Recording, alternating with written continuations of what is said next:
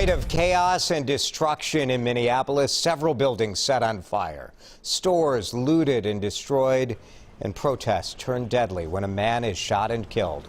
Plus, what we've learned about the officers investigated in the death of George Floyd. We are following all of the breaking developments in the overnight hours. Those protests in Minneapolis turning deadly. The night in this city has been extremely chaotic.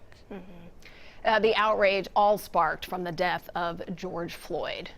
Several fires set in South Minneapolis. Let's give you a live look at a fire that is, this has to be taped. This is videotape of fire earlier this morning. This fire continues to burn right now, but this gives you a sense for how severe the flames and fire in the area of Minnehaha and Lake Street. Those flames so high, we heard reports that people could see this from 5 or 6 miles away. Saw protesters looting and vandalizing several businesses all along Lake Street and into Uptown overnight. Our photographer Joel Thurston shot this video overnight of people looting in and around Calhoun Square. These protests also turned deadly. Police telling us a man was shot and killed in the midst of all of this. They tell us they do have a person in custody. Police say the theory is that the man was looting a pawn shop and the shop owner shot him. But that is the initial theory and is still being investigated. We want to get right out to the scene. Christian Cordero is live in Minneapolis, where all this is continuing to go down. Christian.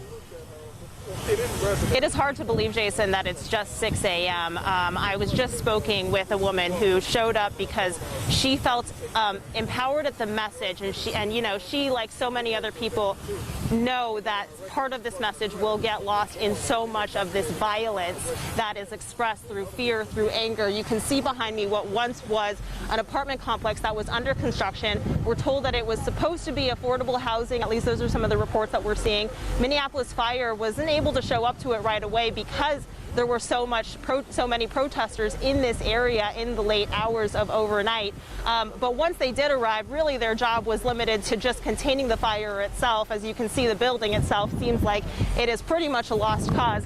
There's only so much we can show you because of all the profanity, whether it's through graffiti or through what people are expressing. But as I mentioned, I spoke with this woman who said that this is happening because of a systemic issue. That's what she believes. That's why she showed up.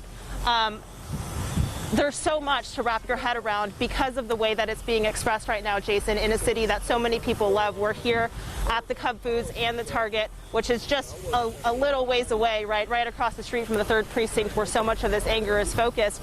And we've heard so many reports of businesses getting broken into overnight, small business owners who are already struggling given the pandemic, struggling again, waking up to the news that they have been robbed. So there's just so much to absorb in this situation, Jason. We'll try our best to put it into context for you throughout the morning. Christian, we're seeing the fire continuing to burn behind you. Are firefighters putting water on the fires in that area, or is it just to the point where it looks like they're letting things burn out? It looks like they're putting water on the fire. It's honestly, it's hard to tell, but there are firefighters who are working down the block a little bit, and they have also focused some of their efforts on this factory, this old factory building that's right next door, because that appears to be on fire as well. But like I said, because it's such a fluid situation, we're still certainly learning, trying to learn more. Yeah.